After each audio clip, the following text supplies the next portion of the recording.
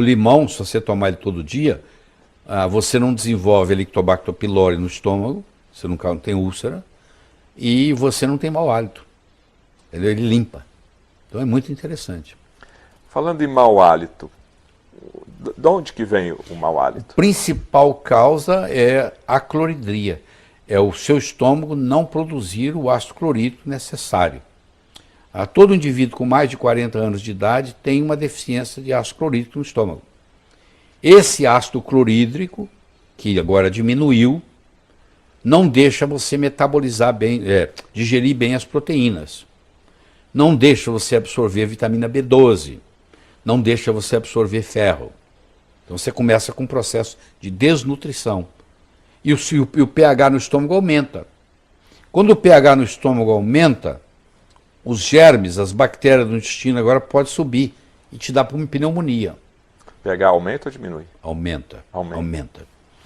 Quando você ingere um alimento que tem uma bactéria, antes ela morria no estômago, porque o pH no estômago chega a ser 2. Agora ele está 4,5. Então aquela bactéria consegue sobreviver e passar. Então aquela barreira que você tinha aqui, de o que vier de ruim de cima morre, e o que vier de baixo morre, agora você não tem mais. A abertura da válvula do estômago é pH dependente.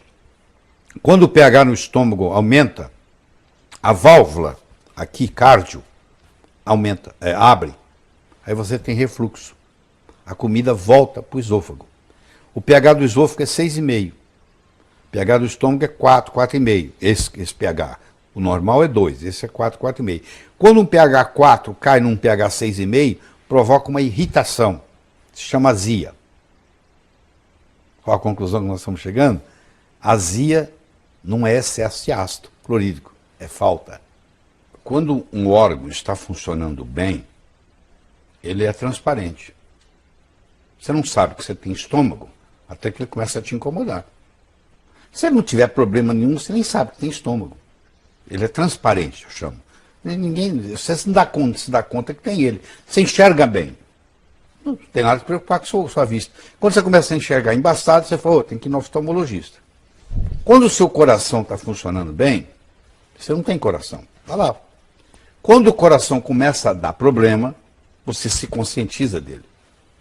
Quando o coração sai do seu ritmo, ou por um momento faz uma que se chama extrasístole, aí ele vem batendo assim, ó, de repente faz puf, um batimento fora da hora. Isso causa uma palpitação. Opa, meu coração parece que saiu do ritmo. Ó, senti a palpitação. Quando sente isso fisicamente. Sente fisicamente. Quando o coração bate rápido demais, ele passa de uma certa frequência, você também sente, porque ele começa a bater tão rápido que os nervos percebem e você tem aquela sensação de que ele está batendo rápido. Também é chamado de palpitação. Então, palpitação é você se conscientizar de que alguma coisa está errado com o ritmo do seu coração. As pessoas, em geral, preocupam muito porque você vê o paciente que tem um infarto, 30% deles morrem antes de chegar no hospital. Tem lugares até 50% morrem antes de chegar no hospital. Porque para muita gente, a primeira manifestação de doença cardíaca é morte súbita. 30% das pessoas que têm problema cardíaco morrem na primeira vez. Primeira manifestação, não sabia que tinha e morreu. Não tem segunda chance. Não tem segunda chance. Então, a pessoa quando tem palpitação, ela se preocupa, porque ela vê alguém morrer, ou soube que alguém morreu subitamente. Você pode ter uma palpitação que é benigna. Tem uma taquicardia que sai pela boca, ela é chamada enfermidade benigna de Bovéret. O francês Bovéret que descobriu isso. É uma taquicardia que te incomoda, que vai ser suar frio, mas não vai te matar, entendeu? Você vai no pronto-socorro, eles te fazem uma injeção e você sai da taquicardia. É uma taquicardia supraventricular. Agora, se você tem uma arritmia do ventrículo para baixo, ventricular, por exemplo, uma taquicardia ventricular, a tendência dela é ir para fibrilação ventricular e morte. Então, como a pessoa leiga tem uma palpitação, ela não sabe de onde está vindo, se é supra, se é no ventrículo, ela fica muito preocupada. Ela vai no médico, ela faz um eletrocardiograma para ver como é que está o ritmo. Às vezes, quando ela vai no médico, não tem nada. o eletro está normal. Quando ela vai para casa tem problema, quando ela está estressada tem problema. Às vezes detecta no eletro. Se chegar a um ponto onde aquela arritmia, para mais ou para menos, é grave, hoje se implanta um marca-passo. Então, a pessoa tem um marca-passo, muitas vezes ele fica on demand, que chama, em demanda. O que é isso? Ele fica lá. Caso o seu coração parar, ele entra. Ele não está funcionando o tempo todo. Tem casos que está funcionando o tempo todo. A pessoa que tem doença de Chagas, a doença de Chagas lesa o coração e causa bloqueios. Aí o coração passa a bater, ao invés de 70 vezes por minuto, ele bate 30 vezes por minuto.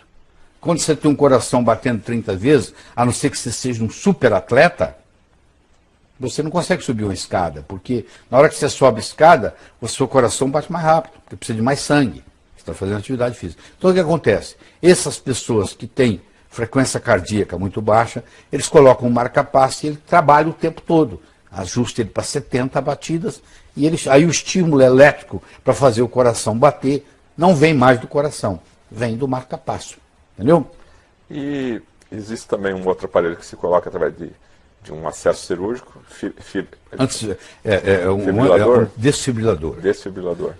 Isso aí, isso aí já é outro problema. A diferença é muito grande. O desfibrilador, que é colocado em muito menos pessoas, ele dá um choque. Ele salva a sua vida. Existe uma síndrome chamada síndrome de Brugada, que foi descoberta por um cardiologista de Barcelona, que encontrou 8 pessoas na família com o mesmo problema. O que é a síndrome de Brugada? Talvez você tenha na sua família. É o seguinte, você tem história de morte súbita na família. O meu avô morreu subitamente, o meu pai morreu subitamente, eu tive um tio de 30 anos que morreu subitamente. Então, essa história de morte súbita na família. Aí ele faz um eletrocardiograma e identifica, na posição V1, V2, V3, uma elevação do segmento ST. Aí é caracterizado a síndrome de Brugada. E essa síndrome de Brugada, hoje, a orientação é o seguinte: eu descobri a síndrome de Brugada, eu vou implantar um desfibrilador interno, que tem uma bateria e que vai dar um certo número de choques. Vamos supor, vai dar 12 choques. Então eu vou viver com aquilo. Se eu estou, de repente, meu coração parou ou entrou em taquicardia, o meu desfibrilador entra, eu sinto um coice dentro do peito. Pum! Aí eu volto. Entendeu? E aquilo salva vidas. Só que não é barato. Deve custar uns 80 mil reais hoje. E tem todo o implante, tudo que tem que ir, tem que ser operado, internado e tal. Tá, isso é uma outra coisa. Mas voltando para a palpitação e a relação com o chá. Não, é o seguinte, qualquer cafeína, pessoa que tem predisposição à arritmia cardíaca, muitos deles são sensíveis à cafeína. Então, quando eles ingerem cafeína, e chá é rico em cafeína, eles desencadeiam a palpitação. Então, a gente fala, corta o café, corta o chá, corta a Coca-Cola, que a Coca-Cola também tem muita cafeína. Corta refrigerantes, porque com isso você não vai ter essas crises de palpitação. E o chocolate também tem um pouco de cafeína. O chocolate também tem cafeína. Então, para diminuir a palpitação, o primeiro recurso é diminuir a ingesta de cafeína. O segundo recurso é fazer uso de magnésio, porque o magnésio ele é o mais potente antiarrítmico que tem. Então você deve conhecer pessoas que estão nos assistindo que tomam magnésio, cloreto de magnésio, põe na água todo dia, entendeu? Tem um sistema, eles põem 33 gramas de magnésio no litro d'água, põe na geladeira, toma aqueles copinhos de vodka, 2 por dia. E pessoas vão dizer para você que depois que começaram a fazer isso, acabou a palpitação, e é verdade. Gostaria de falar um pouquinho mais do magnésio e do coração. O magnésio tem uma relação íntima com o músculo cardíaco, ele é importante para a saúde humana? Muito importante, não é só para o cérebro, para qualquer lugar. O magnésio, primeiro é o seguinte, nós estamos aqui por causa do magnésio. Por quê? Porque a vida era anaeróbica, a vida não tinha oxigênio. Houve uma época no planeta Terra que não tinha oxigênio. Aí as plantas começaram, através da clorofila, começaram a produzir oxigênio. A planta, ela pega o gás carbônico, transforma em oxigênio. O ser humano pega o oxigênio, solta gás carbônico. Então a gente fazemos uma comunicação. A molécula da clorofila, o centro dela é magnésio. Então ela tem se não tivesse magnésio, não teria vida aeróbica, não teria vida como a gente conhece hoje, que é de oxigênio. Então, desde o começo, o magnésio está lá. O magnésio faz parte de mais de 100 reações químicas importantes no corpo. Mais de 100. Identificada tem umas 100.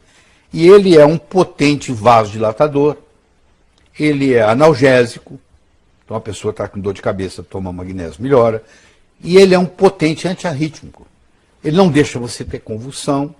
Então, pessoa que tem convulsão, ou predisposição à convulsão, faz uso de magnésio, nunca mais tem vários casos seguidos. A expressão magnésio é amigo do coração, então está correto? Está correto, está correto. Porque ele é o bloqueador natural do cálcio. O cálcio demais causa arritmia. O magnésio vem e bloqueia o cálcio de causar arritmia. Então ele é um potente antiarrítmico. Agora, hoje, o cardiologista, ele tem o hábito de indicar o magnésio como suplementação? Seria importante a suplementação do magnésio? Não, isso não faz parte do mundo dele. Porque como o magnésio é feito pela natureza, tudo que é feito pela natureza não pode ser patenteado. Você não pode patentear magnésio. É do mundo, pertence ao mundo. E a indústria farmacêutica não tem interesse em trabalhar com substâncias que pertencem ao mundo. E é fácil você entender isso. Se eu sou uma empresa, indústria farmacêutica multinacional muito forte, e eu lanço no mercado magnésio como antiarrítmico, e eu abro o mercado, o meu concorrente amanhã vai ir na minha cola. Eu fiz o trabalho todo e o meu concorrente vai na minha cola. Se eu fizer um trabalho de uma molécula que eu desenvolvi, que eu tenho uma patente de 17 anos sobre ela, que a indústria farmacêutica, a patente dura 17 anos, se eu descobrir uma molécula e eu provei para o mundo que ela não existe na natureza, por isso que todo remédio é ET, porque o que não existe no planeta Terra eu chamo de ET. Pô. Então, se eu tenho uma molécula que eu provo que não existe na natureza, é um ET para mim. Eu agora vou ser dono dessa molécula com exclusividade por 17 anos. Então agora eu vou investir um dinheiro, abrir um mercado, porque durante 17 anos quem manda nela sou eu.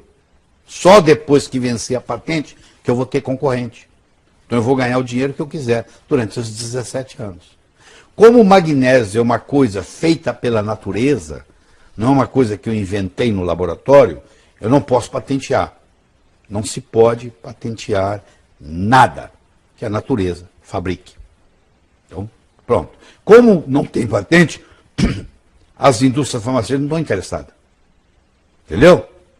Aí, nesse caso, o médico não receita. O médico não receita porque o médico é treinado desde o primeiro ano de medicina com indústria farmacêutica.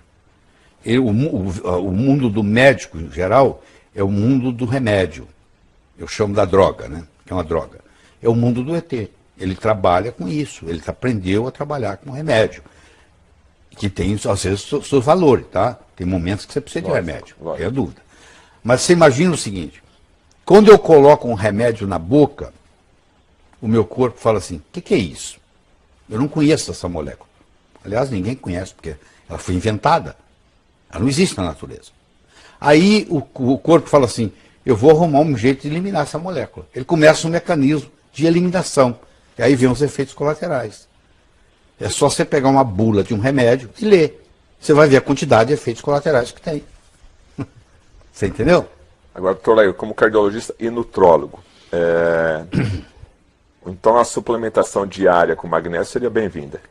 Claro que é muito bem-vinda, de várias formas. Na nossa alimentação, a você gente pode não consegue fazer isso, suplementar, tem que suplementar. É muito difícil. Principalmente no Brasil, porque o Brasil é conhecido pela Organização Mundial de Saúde como um país pobre em magnésio. Porque para você ter magnésio no solo, você tem que ter vulcões. Você tem que ter terra magnesiana, que o Brasil não tem. O Brasil não tem vulcões. Então, quanto menos vulcão você tiver, menos magnésio você tem. Ora, se você não tem magnésio no solo, como é que o tomate que você plantou lá vai ter magnésio? Me fala. Ele vai tirar de onde? Ele não fabrica magnésio. Então, a verdura, a fruta, ela só pode te dar aquilo que está no solo. Como o solo brasileiro é pobre em magnésio, o que você acha? Ele vai ser pobre. A água é pobre em magnésio. Né? Porque não tem água. A água tira o magnésio de onde? Do solo. Ela vai passando e vai pegando. Não tem. Então tá aí uma dica, suplementação com magnésio, aqui a dica do Dr. Laio Ribeiro, que também é nutrólogo. Agora, a gente vê muitas formas do magnésio, né? O que a população mais conhece é o cloreto de magnésio. Tem aquela receitinha básica de colocar um pouquinho num jarro d'água e tomar todo dia? Os magnésios podem ser apresentados de duas formas, na forma de sais e na forma quelada. Quelada é quando eu pego um mineral e junto nele um aminoácido. Magnésio glicina, é quelado. Magnésio trionato, é quelado. Magnésio dimalato, é quelado. Eu peguei e juntei alguma coisa. Agora, existe os sais, o cloreto de magnésio, o sulfato de magnésio, entendeu? E assim por diante. Os sais são menos absorvidos do que os quelados. Mas, por outro lado, são 1000 vezes mais baratos. Então, uma pessoa que quer fazer uso de magnésio todo dia, a vida inteira, não tem problema. Ele não tem problema, ele vai tomar um pouquinho todo dia. Então, a receita que se tem aí, que todo mundo conhece, é você fazer sachês de 33 gramas de cloreto de magnésio. Você compra 1 quilo de cloreto de magnésio por R$19. E você coloca num litro d'água e toma 2 copinhos daqueles de vodka por dia. Tem muita gente fazendo isso no mundo, entendeu? E quem faz... Quando você toma isso diariamente, então você vai suplementar esse magnésio, o cloreto de magnésio vai suplementar lá no seu organismo, vai usar no metabolismo diário. Exatamente. Só para a gente concluir, esse mesmo cloreto de magnésio ajuda na pedra do rim? Se a pedra do rim for oxalato de cálcio, que é a mais comum, como o magnésio ele é um bloqueador de cálcio, ele vai dissolver a pedra. Então, se você tem pedra no rim, litíase renal, e você toma cloreto de magnésio todo dia, provavelmente você não vai ter mais crise, que aquelas pedras, aos pouquinhos, vão sendo dissolvidas.